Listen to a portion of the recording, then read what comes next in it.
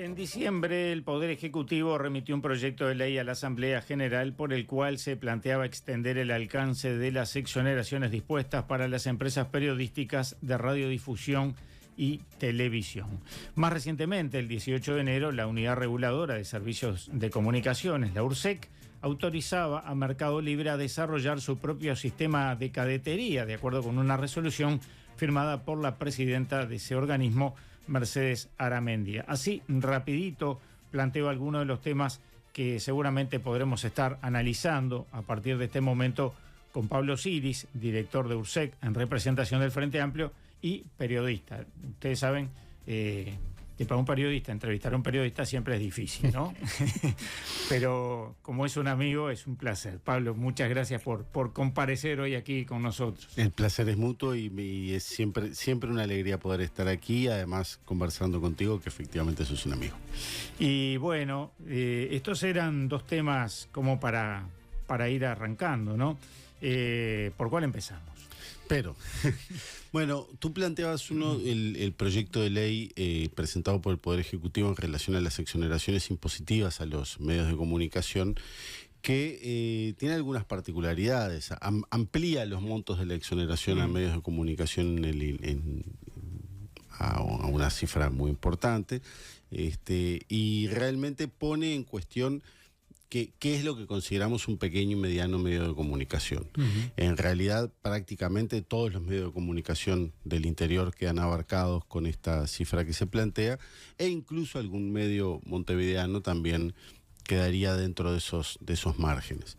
Y nos hace replantear cuáles son los beneficios que se le han otorgado a los medios de comunicación desde que inició este gobierno, que podemos cifrarlos en una cifra muy cercana a los 30 millones de dólares, con particular concentración en los tres grandes medios de comunicación nacional, que son los canales 4, 10 y 12 y los grupos económicos que están a su alrededor. Entonces, lo que pareciera en principio una medida muy razonable que busca proteger a los medios de comunicación y a los medios de comunicación como sostén de la democracia, como sostén de la diversidad de opiniones en nuestro país, termina convirtiéndose o transformándose en un beneficio que obtiene un sector de la economía, pero particularmente un sector del empresariado, que además se ha mostrado muy vinculado, con una relación muy íntima, muy estrecha, con el poder político en nuestro país. Entonces, es un tema de esos que generan preocupación, no solo en el director en representación del Frente Amplio, sino en buena parte de la sociedad civil, que empieza a ver cómo estas decisiones que se adoptan no benefician al conjunto de la sociedad, sino que beneficia a un grupo muy concreto y pequeño de empresarios vinculados a los medios de comunicación, que además están, como decía, profundamente vinculados políticamente con el actual gobierno. Ahora, beneficio que no llega a los periodistas, no llega a los periodistas, no llega a los trabajadores de los medios de comunicación, no llega a la sociedad civil, no se reducen las tarifas que uno paga en el caso como usuario, por ejemplo, en los canales de cable, no se reduce la tarifa de los periódicos, no se reducen las tarifas publicitarias. Pareciera que esos montos, esas contribuciones que hace toda la sociedad a este sector de la economía, quedan vinculados particularmente a los empresarios que controlan los medios. Te iba a preguntar, porque supongo que más de un oyente puede estar con esta disyuntiva en este momento. Bueno, por un lado mencionaste medios pequeños del interior, y por otro que beneficia a estos tres grandes grupos empresariales. ¿Cómo se ata una cosa con otra? Claro, la decisión que adoptó el Poder Ejecutivo amplía los montos de facturación para brindar exoneraciones impositivas, los duplica, lo cual hace que prácticamente todos los medios del interior ingresen en esa categoría, ¿no? O sea, es muy difícil, quienes conocemos la realidad del interior, es muy difícil que un medio del interior supere las cifras que el Poder Ejecutivo puso como límites para obtener estas exoneraciones. Y por otro lado, los grandes medios de comunicación nacional que han recibido desde contratos millonarios, por ejemplo, con la empresa estatal de telecomunicaciones a pérdida, de un monto muy importante, de más de 10 millones de dólares a lo largo de 3 años. Se les proporcionó también, se les ofreció también el resultado del concurso para la producción de televisión, de programas de televisión nacional, con una cifra que ronda los 2.800.000 dólares. Se les dejó de cobrar los montos correspondientes al uso de espectro y al pago de las tasas para televisión para abonados, que en cifras que rondan los 2.800.000 dólares anuales. En fin, son montos que no son menores y que no cuentan las publicidades que se hayan colocado en estos medios de comunicación, por parte de empresas y organismos del Estado. O sea, estamos hablando de cifras que superan largamente, seguramente, los 30 millones de dólares y que, insisto, empiezan a ser preocupantes, porque en tanto se verifican estos estrechos vínculos con el poder político, pues bueno, empiezan a generar suspicacias en algunos sectores de la sociedad civil que yo no... que no es bueno que el Estado alimente. O sea, el Estado debería ser muy transparente a la hora de manejar los recursos que son de toda la sociedad para este tipo de situaciones. Sobre todo en un contexto en el que nuestro país ha generado un recorte generalizado en los aportes a las contribuciones que hace la sociedad, que hace el Estado a la vida de las personas. Claro. ¿No? Y de esos medios fuera del área metropolitana, pequeños seguramente, ¿hay también medios vinculados a estos grupos empresariales? Sí. Sí, claro, porque ninguno de los canales, de los grandes canales, de las familias o de los grupos económicos que son propietarios de estos grandes canales, tiene solo los canales 4, 10 y 12. También tenemos importantes medios en el interior del país. Nosotros solemos pensar que los medios del interior funcionan en un galpón con una antenita, y en realidad tenemos empresas, algunas importantes, que por las dimensiones parecieran muy microempresas, pero que en realidad tienen una facturación importante. Pensemos en los canales del departamento de Maldonado, de las localidades de Canelones, en fin, estamos hablando de medios importantes. Claro, o sea que de alguna manera estos grupos empresariales de los 3 canales privados se benefician por 2 lados. Sí, claro. Sí, sin duda. Perfecto.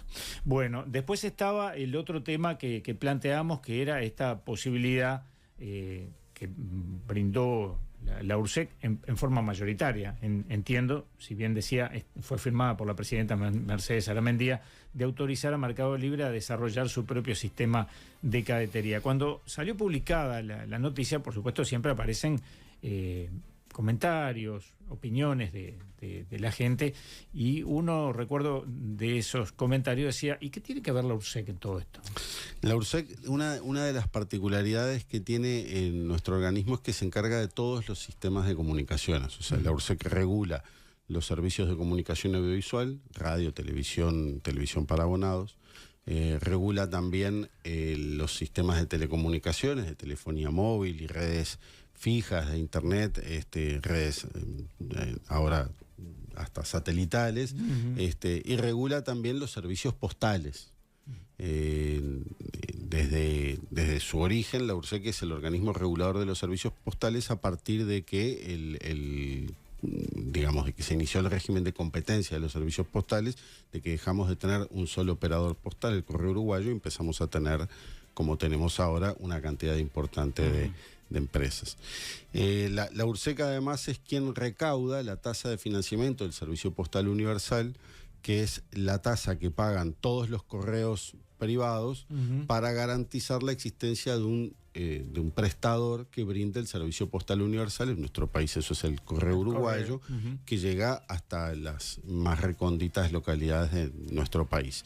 Esa posibilidad de llegar a las más pequeñas localidades se financia a través de una tasa que se cobra al resto de los servicios postales.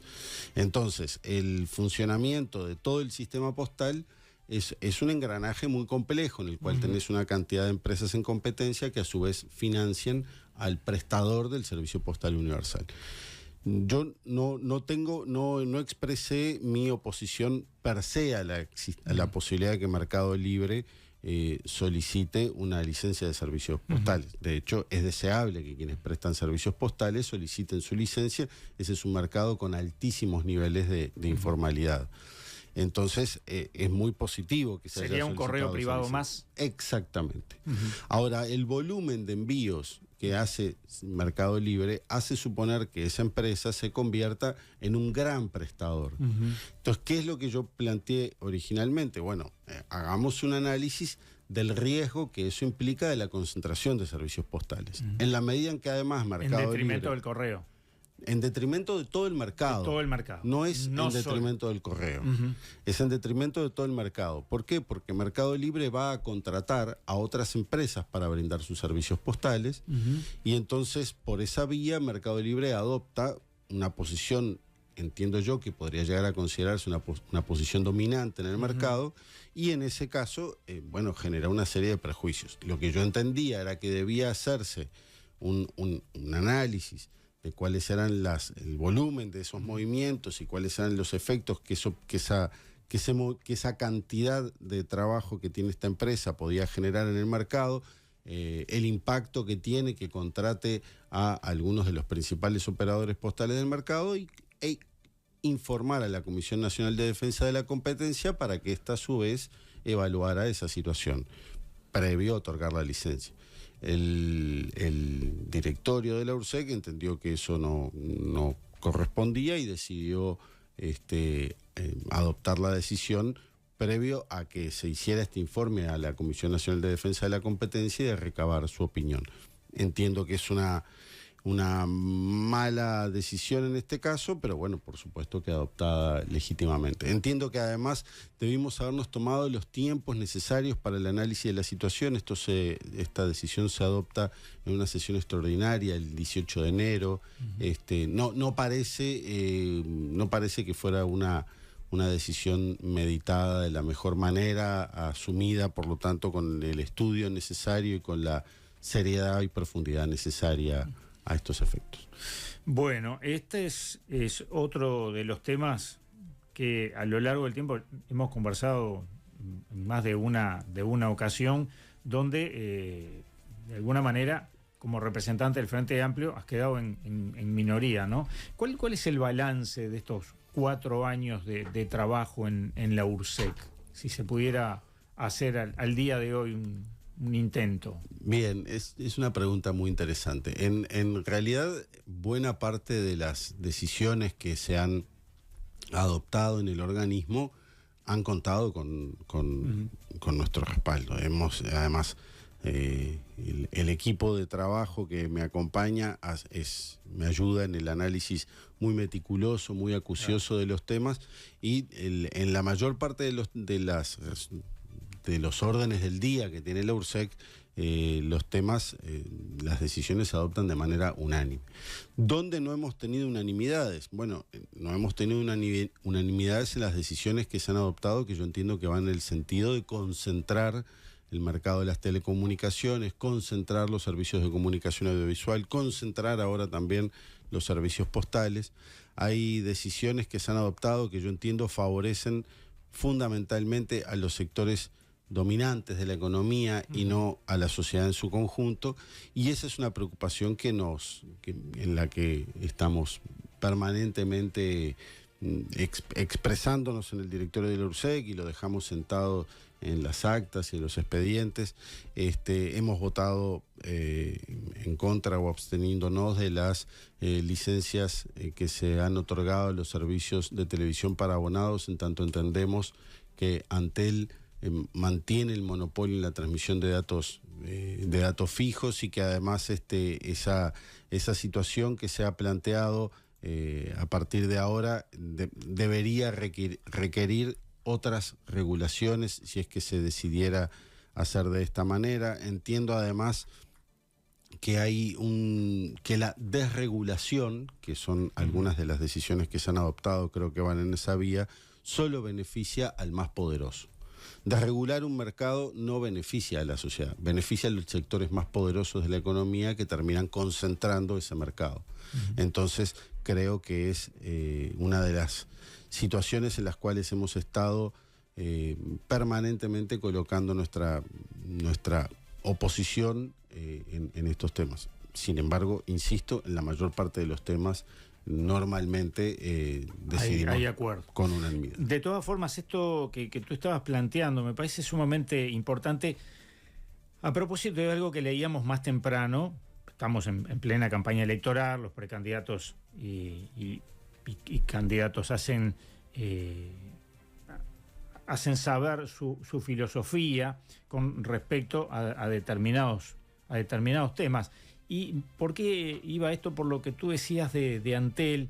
El precandidato Gabriel Gurméndez hablaba de, bueno, que su sector quiere ocupar el campo liberal que nadie quiere ocupar, pero también hablaba de Antel, ¿no?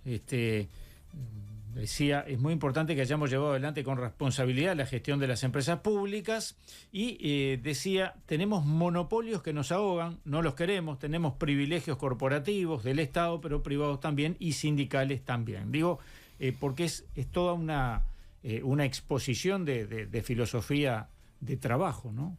Sí, yo tengo la particularidad de que el artículo 77 de la Constitución de la República me impide participar de la campaña electoral y de los debates electorales. No deja de llamar la atención que el presidente de una empresa estatal hasta hace tan solo unos días se exprese en esos términos.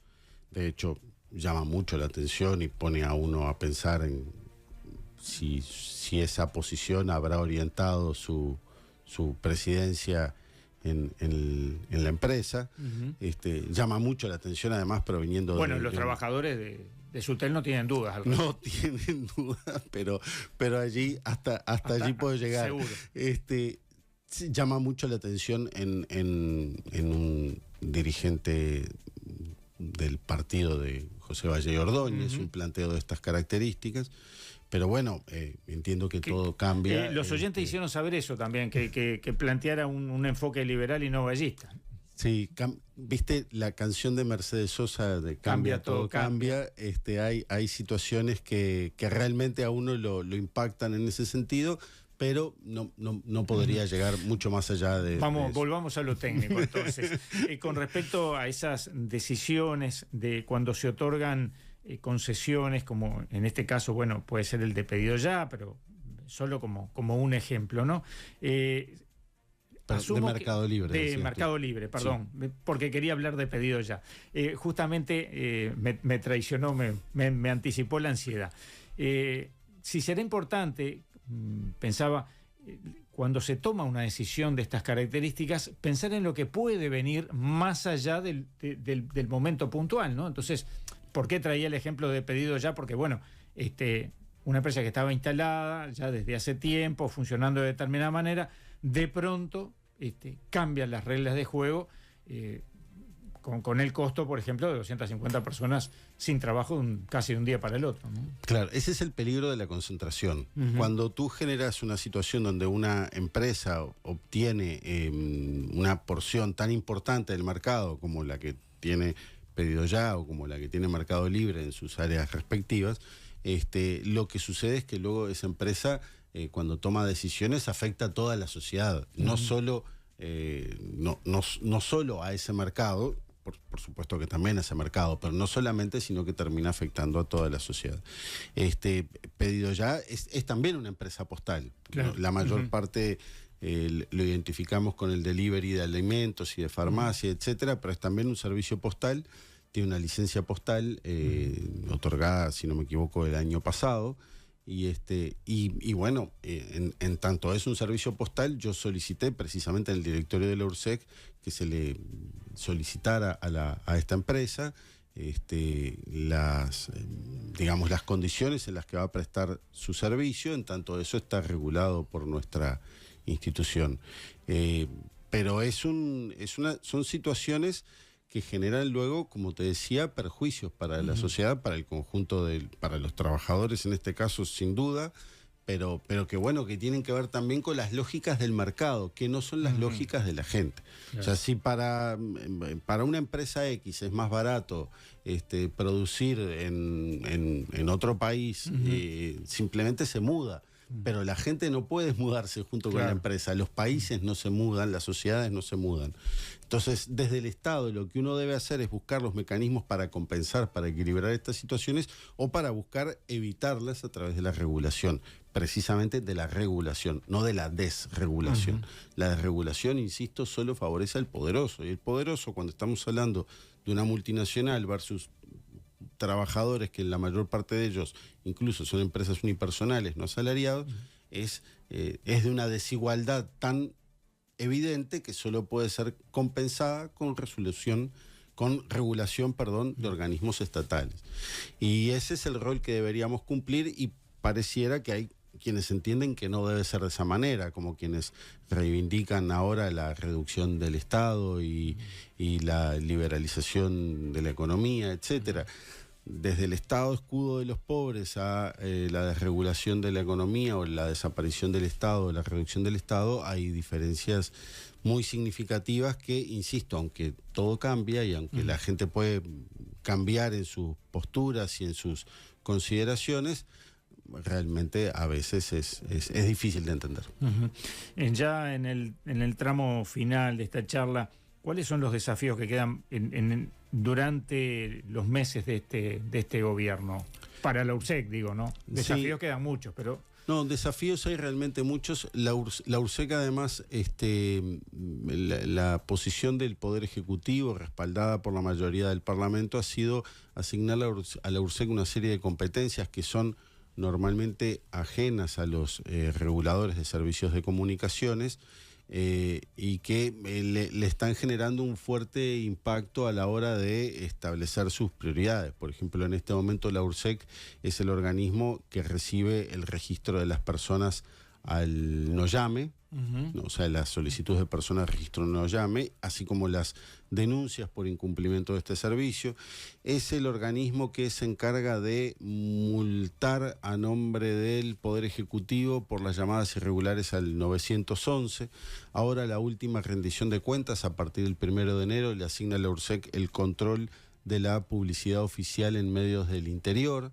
Entonces son una cantidad de competencias que normalmente escaparían a un regulador de servicios de comunicaciones, que la URSEC no tiene personal para cumplir. Bueno, iba a preguntar eso, si estaba la infraestructura adecuada. No, realmente no. Y además todo esto distrae los necesarios controles que el organismo sí debería realizar por sus obligaciones jurídicas. ¿Esto se le hizo saber a los legisladores? Sí, en reiteradas oportunidades. La URSEC además también ahora ha tenido, o le fueron asignadas las competencias de persecución administrativa, de bloqueo administrativo de sitios web que reproducen de manera irregular contenidos contratados por los cables. En fin, se ha convertido como un organismo que tiene mucho que ver con contenciosos entre empresas o entre particulares y empresas, y no está tan enfocado en la materia de telecomunicaciones, en la materia de la regulación de estos mercados. El número de economistas que tenemos es muy limitado, el número de técnicos que tenemos es también limitado, y las capacidades de equipos también lo son. Y bueno, se requeriría en este momento un reforzamiento institucional que pareciera difícil que tengamos en este momento, entre otras cosas en función de las decisiones presupuestales. Por otra parte, aparentemente habría modificaciones, o podría llegar a haber modificaciones de la Ley de Servicio de Comunicación Audiovisual, cuyo impacto habrá que analizar a partir de la redacción final, si es que se adopta. Y en realidad los principales desafíos, por lo menos para este director, son evitar que la desregulación llegue a niveles tales que luego no nos permitan encauzar un mercado que debería funcionar, insisto, de manera regulada, o mercados que deberían funcionar de manera regulada, porque si no el regulador no tiene razón de ser. Entonces, deberían evitarse tomar decisiones de estas características. Pablo Siris, director de URSEC en representación del Frente Amplio, periodista.